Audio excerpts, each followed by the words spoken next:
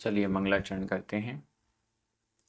तिहुवण तिलयम देवम वंदिता तिहुवणिंद परिपूज्यम वोच्छम अणुपेहाओ भवीय जनानंद जननीयो। बोलिए श्री खजराट शांतिनाथ भगवान की जय। आचार्य श्री कुमार स्वामी महाराज की जय। आचार्य गुरुवर विद्यासागर समय सागर जी महाराज की जय।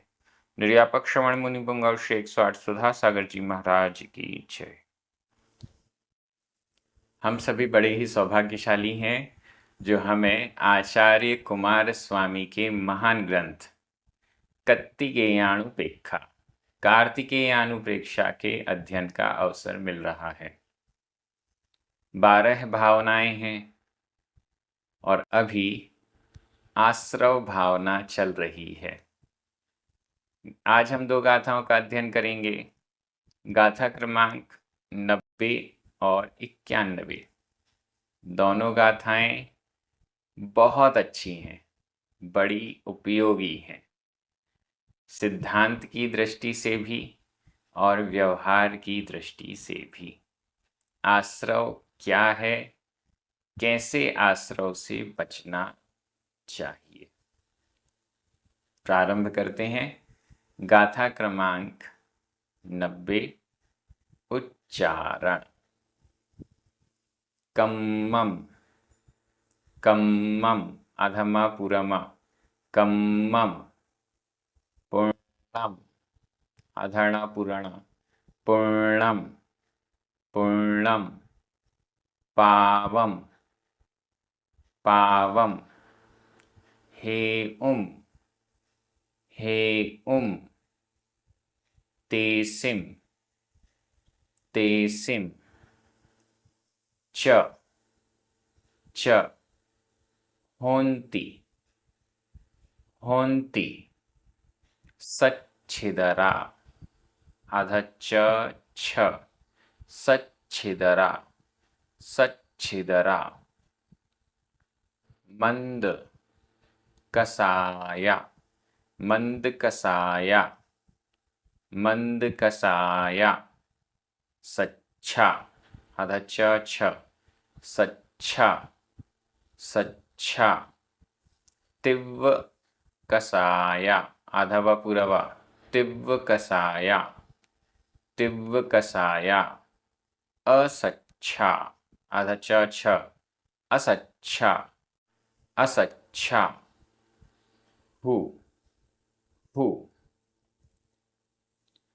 कम्मं पूर्णं पावम कम्मं पूर्णं पावम हे ते सिं च होन्ति सच्छिदरा हे ते सिं च होन्ति सच्छिदरा मंद कसाया सच्छा मंद कसाया सच्छा तिव्व कसाया असच्छाहु तिव्व कसाया असच्छाहु। बहुत बढ़िया गाथा। आश्रव कर्मों का आना। कर्म क्या है? कम्मम कम्मम कर्म, पूर्णम पावम कर्म 2 प्रकार का है। पूर्णम पुण्य कर्म, पावम पाप कर्म। 2 प्रकार का कर्म है। कर्मों का आना आश्रव है। मन वचन काय योगों की प्रवृत्ति से आत्मा के प्रदेशों का परिस्पंदन होता है तो कर्म आते हैं। ये कर्म 2 प्रकार के हैं, पुण्य कर्म और पाप कर्म। कर्म तो प्रति समय आते हैं। संसारी जीव हैं। पिछली गाथाओं में बता दिया गया कि कर्म तो आते ही हैं, चाहे कषाय हो चाहे कषाय नहीं हो, चाहे मोह का उदय हो या मोह का उदय नहीं हो तो भी कर्म तो आते ही हैं, आश्रव तो होता है। 13वें गुण स्थान तक आश्रव होता है। लेकिन जब मोह का उदय नहीं होता है तो वो आश्रव ऐसा है आया और गया वाला, होते हुए भी कुछ बिगाड़ नहीं सकता, होते हुए भी नहीं होने के समान है। अब यहाँ कह रहे हैं कर्म जो बंधता है या आता है वो दो प्रकार का है, और किस दृष्टि से वो आ रहा है वो दृष्टि भी बताएंगे। पूर्णम पावम, कम्मम कर्म दो प्रकार का है। पूर्णम पावम, पूर्णम पुण्य और पावम पाप। पुण्य और पाप ये दो प्रकार का कर्म है। पुण्य और पाप ये शब्द तो हम हमेशा सुनते आ रहे हैं, समझ भी रहे हैं। पुण्य जो हमें अच्छी सामग्री देता है, पाप जो हमें बुरी सामग्री देता है, संकटों में फंसा देता है, जो हम नहीं चाहते वो ही दिला देता है। पुण्य जो हम चाहते हैं अच्छी चीज़ें वो हमें मिल जाती हैं, पाप जो हम नहीं चाहते हैं उनमें हमें फंसा देता है। पुण्य और पाप सामग्रियां ऐसी प्रदान कर देते हैं ये। तेसिम उनका, हे हेतु, उनका हेतु, च और तेसिम उनका, हेतु उनका कारण, उनके कारण। पुण्य और पाप दो हैं इसलिए उनके कारण होंती होते हैं, उनके कारण होते हैं। मतलब उनके आने में कारण होता है या उनके बंधने में कारण होता है। पुण्य और पाप के बंध में कारण होते हैं। कौन होते हैं? सच्छिदरा। इसका संधि विच्छेद करना पड़ेगा। सच्छ आधा च छ और छोटा आ प्लस इदरा ई, आ और ई मिलकर आ का लोप हुआ, ई शेष रह गया। सच्छ इदरा, सच्छिदरा, सच्छ स्वच्छ, शुभ, इदरा इतर, अस्वच्छ अशुभ।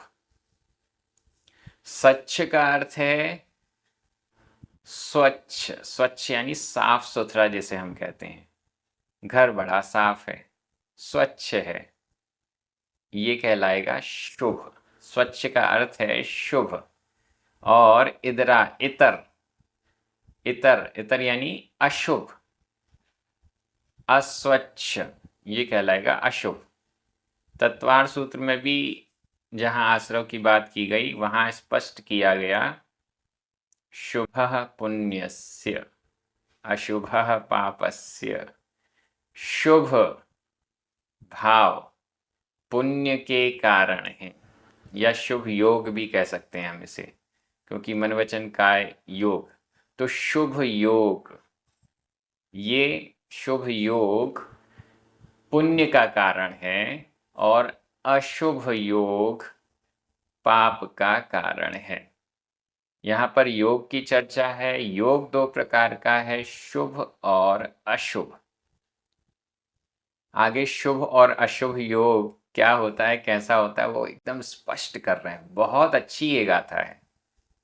एकदम स्पष्ट किया जाएगा कि शुभ किसे कहते हैं, अशुभ किसे कहते हैं। शुभ योग से पुण्य का आश्रव होता है, अशुभ योग से पाप का आश्रव होता है। नीचे वाली लाइन, शुभ योग क्या है, अशुभ योग क्या है, बहुत महत्वपूर्ण। मंद कसाया, मंद कषाय, सच्चा शुभ होते हैं। बहुवचन में पहले ही चल रहा है होंती, होते हैं। मंद कषाय, ये शुभ योग है। मंद कषायों का होना, कषायों का मंद होना, ये सच्चा स्वच्छ है।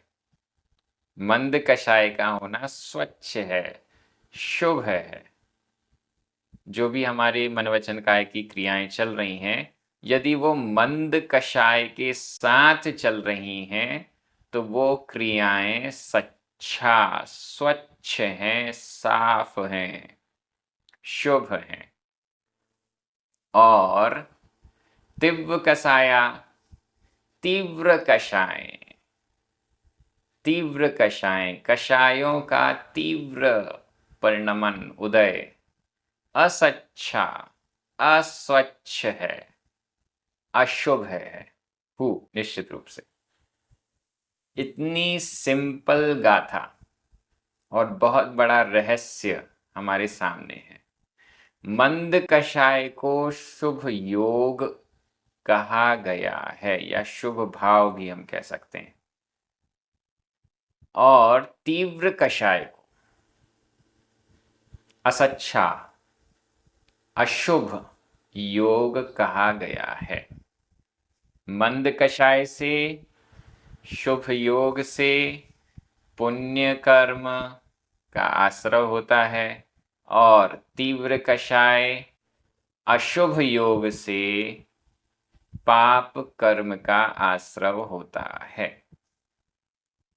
मंद कषाय को शुभ योग कहा गया, तीव्र कषाय को अशुभ योग कहा गया। कषाय की मंदता, अब क्या अच्छा है? पुण्य अच्छा है या पाप अच्छा है? शुभ अच्छा है या अशुभ अच्छा है? मंद कषाय अच्छी है या तीव्र कषाय अच्छी है? अच्छा शब्द भी यहाँ स्वच्छा में दिख रहा है, सच्चा में दिख रहा है। अच्छा, क्या अच्छा है? और यहाँ अच्छा के लिए सच्चा, स्वच्छ। जो स्वच्छ है वो अच्छा है, जो सच्चा है वो अच्छा है। एकदम स्पष्ट है। कई लोग कहने लग जाते हैं कि पुण्य भी ठीक नहीं है, पाप भी ठीक नहीं है। ठीक है, सही बात है, पुण्य पाप दोनों खराब हैं क्योंकि कर्म है और दोनों छोड़ना है। लेकिन अभी तो छोड़ नहीं सकते ना। संसार अवस्था है, जब तक मोक्ष मार्ग में जाएंगे नहीं, जब तक मोहनीय कर्म का नाश नहीं करेंगे, तब तक ये छूटने वाले नहीं हैं। तब तक ये सिस्टम जो चल रहा है वो समाप्त होने वाला नहीं है। तो जब तक सिस्टम चल रहा है तब तक क्या अच्छा है? अच्छा है का मतलब ही है कि ये ऑप्शनल है। किसी दूसरे ऑप्शन की अपेक्षा क्या अच्छा है? पुण्य और पाप, इन दोनों में यदि पूछा जाए कि क्या अच्छा है, तो स्पष्ट कहा जाएगा कि पुण्य अच्छा है और पाप अच्छा नहीं है। अपेक्षाकृत बातें हैं ये, और दो के अलावा तीसरा ऑप्शन नहीं है।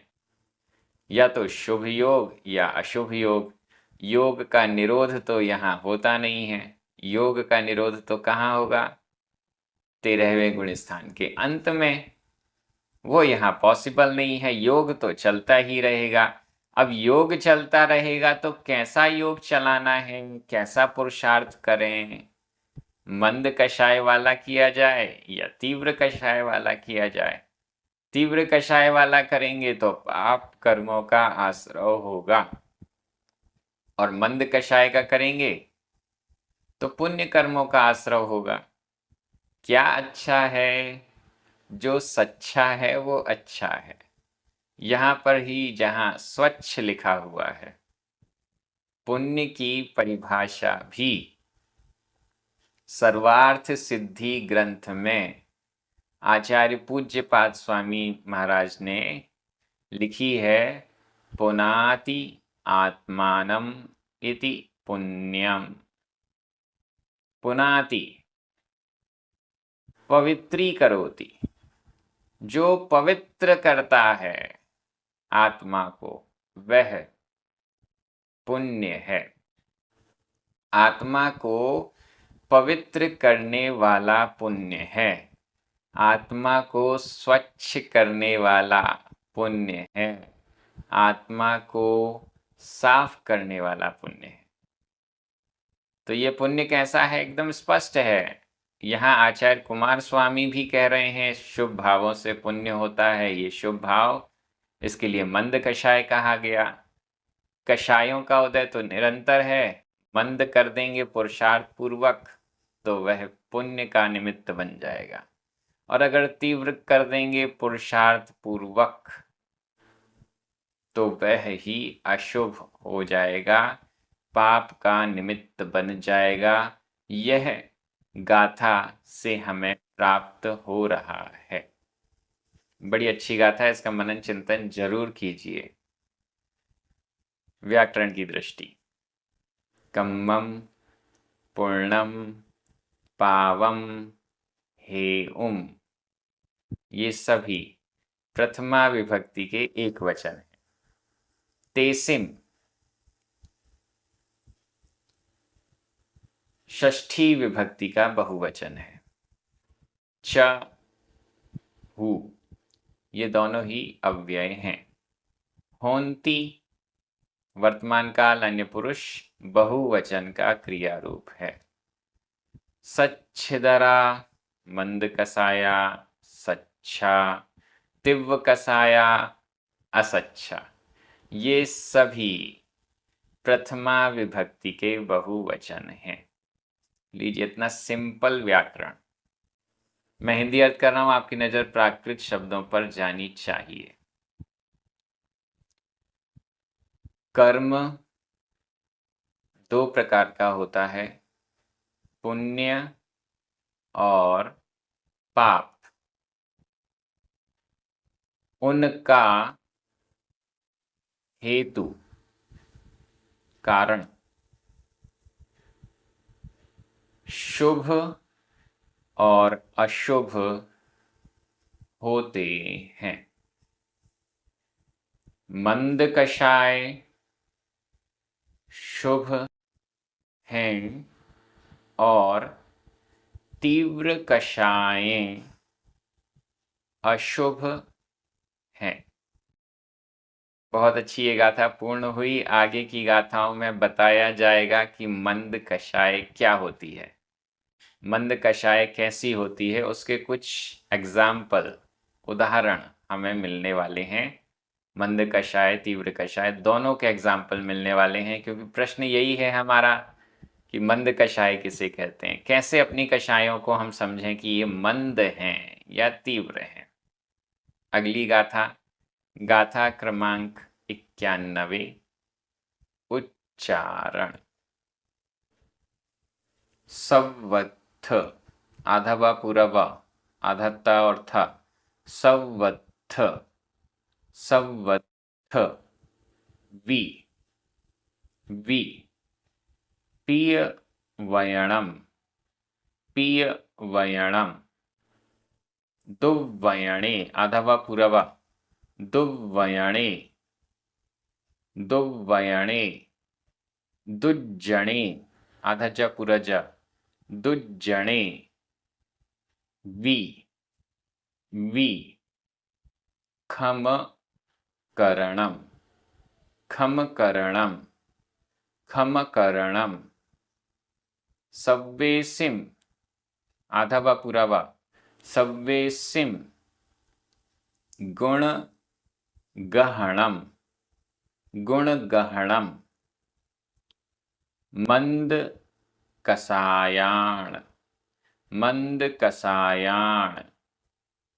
दिठंता, आधा ट ठ, दिठंता, दिठंता।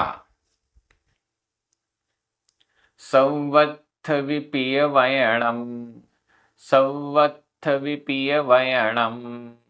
दुवयणे दुज्जणे विखम करणम, दुवयणे दुज्जणे विखम करणम। सव्वेसिं गुणगहणं सव्वेसिं गुणगहणं मंदकसायाणदिठन्ता मंदकसायाणदिठन्ता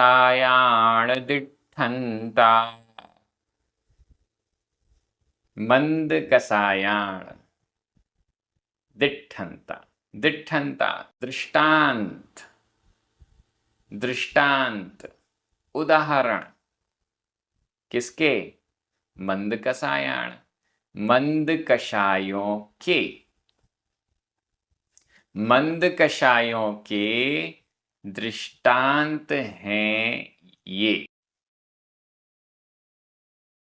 मंदकषाय क्या होती है? उसके दृष्टांत हैं ये, उसके उदाहरण हैं ये। किसी कहें मंदकषाय, उदास मुंह लटकाए हुए जो बैठा है उसकी मंदकषाय है क्या? नहीं। किसकी होती है मंदकषाय? उसके दृष्टांत सवत्थ विपीय वयणम, ऊपर वाली जो पूरी लाइन है, पूरे तीनों चरण, ये दृष्टांत हैं, ये उदाहरण हैं मंदकषाय वाला कैसा होता है। दृष्टांत हैं इसका मतलब ये है कि ये तो कुछ एग्जाम्पल्स दे दिए हैं। मंदकषाय का तो एरिया बहुत बड़ा है, हर क्रिया में हम देखें कि ये मंद है कि तीव्र है, लेकिन यहाँ कुछ दृष्टांत दिए गए हैं जिसको देखकर हम ये अनुमान लगा सकते हैं कि हमारी ये वाली क्रिया मंद है या तीव्र है। सवत्थ, देखिए क्या होती है मंदकषाय। सवत्थ सर्वत्र, हर जगह, हर व्यक्ति से हर जगह। सवत्थवी भी, प्रिय वयणम, प्रिय प्रिय वयणम वचन। सवत्थ सर्वत्र, हर जगह, प्रिय वयणम प्रिय वचन। वचन तो बोलेंगे, तो कैसे वचन? सवत्थ हर जगह, प्रिय वयणम प्रिय वचन, हर जगह प्रिय वचन बोलने वाला मंदकषाई कहलाएगा, या मंदकषाय वाले का दृष्टांत है ये। प्रिय वचन बोल रहा है, कटुक वचन नहीं बोल रहा। प्रिय वयणम प्रिय वचन। सवत्थ सर्वत्र, हर जगह है, हर परिस्थिति में प्रिय वचन। प्रिय वचन का मतलब ये नहीं कि हम झूठी प्रशंसा करेंगे। प्रिय वचन का मतलब है हितकारी वचन, सामने वाले का हित हो, प्रिय हो, मिष्ट हो, मधुर हो, दिल दुखाने वाले ना हो, कठोर ना हो। प्रिय वर्णम प्रिय वचन। और आगे दुर्वयणे दुज्जनेवी, खम करणम, खम करणम क्षमा करना, क्षमाकरण, क्षमाकरण माफ करना। किसको माफ करना? दुर्वयणे, दुर्वचनों में, दुर्वचन में, जब कोई सामने वाला दुर्वचन बोल रहा है, हमारे प्रति खराब भाषा का प्रयोग कर रहा है, दुर्वचन गाली गलौज कर रहा है, उस समय दुर्वयणे दुर्वचन में खम करणम, दुर्वयणे भी दुर्वचन में भी खम कर, क्षमा करना, ये मंदकषाय है। कोई हमें जरा सी गाली दे दे और हम तुरंत क्रोधित हो जाते हैं, मतलब ये तीव्र कषाय है। कोई हमें गाली दे रहा है और हम क्षमा कर रहे हैं, ये मंदकषाय है। दुर्जने, दुर्जन में, दुर्वचन में और दुर्जन में भी। दुष्ट व्यक्ति हैं, दुष्ट व्यक्ति तो यही सब ऊटपटांग काम करेंगे, मारेंगे, पीटेंगे, गाली देंगे, हमारा बिगाड़ने का प्रयास करेंगे, हमसे जलेंगे।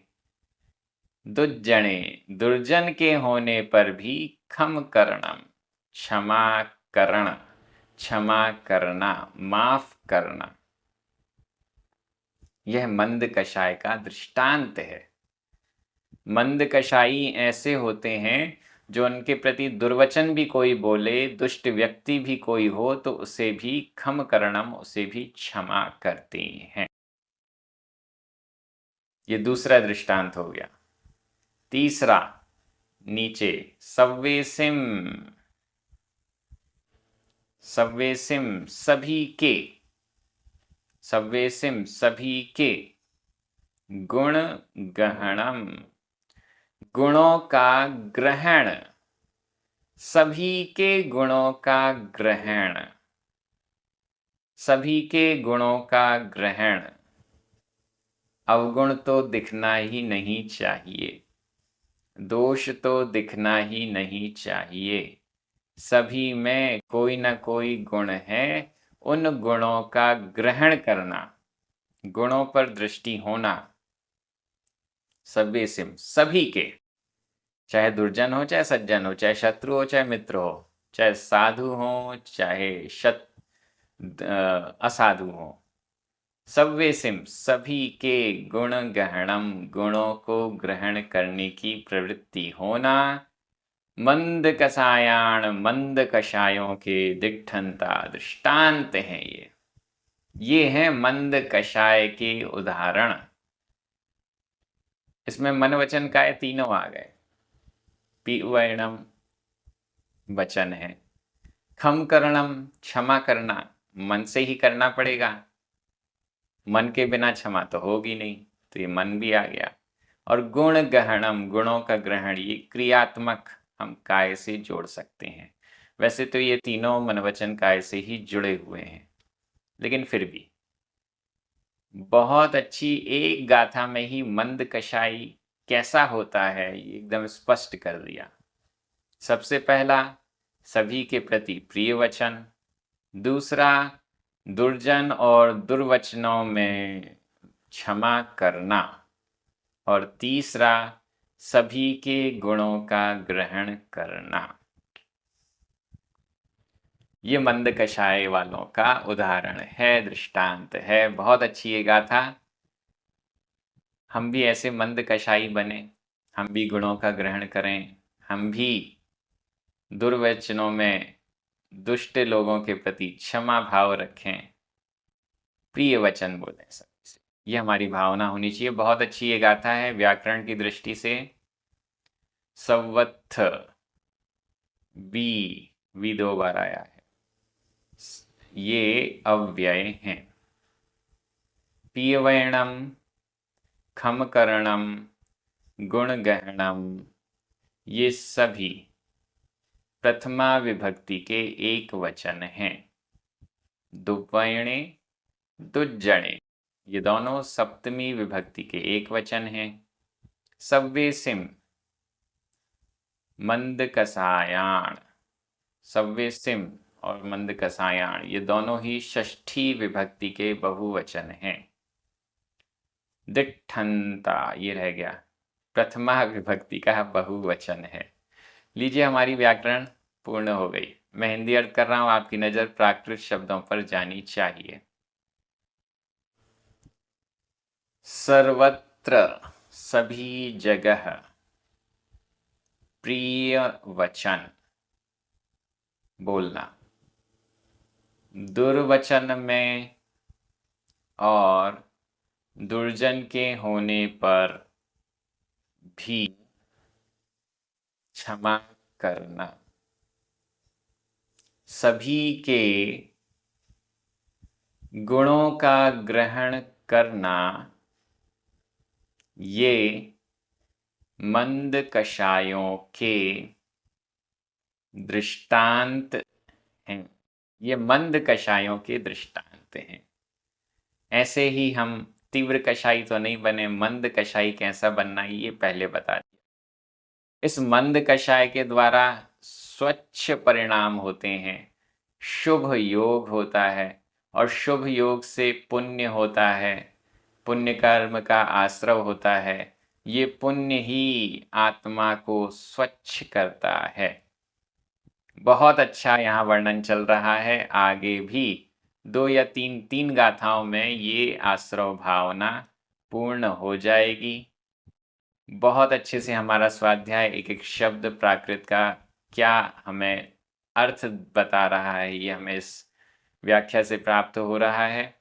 ये क्रम इसी प्रकार से जारी रहेगा। अपने मित्रों को, परिचितों को, सभी को इस स्वाध्याय से जोड़िए। प्राकृत प्रशिक्षण यूट्यूब चैनल को ज़रूर सब्सक्राइब कीजिए। जिनवाणी स्तुति करें, 9 बार णमोकार मंत्र पढ़ें। सभी को जय जिनेंद्र।